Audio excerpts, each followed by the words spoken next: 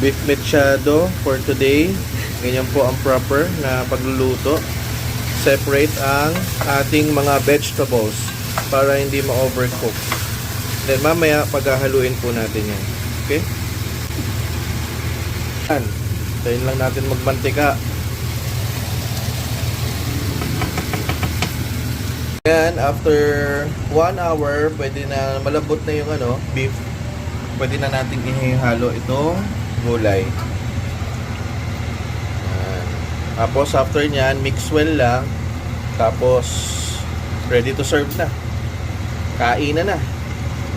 Taob na naman ng nito, ang kaldero ng kanin. Ayan, halo-halo lang, halo-halo. Haluing mabuti. Yan sarap Ganyan nagmamantika na ganyan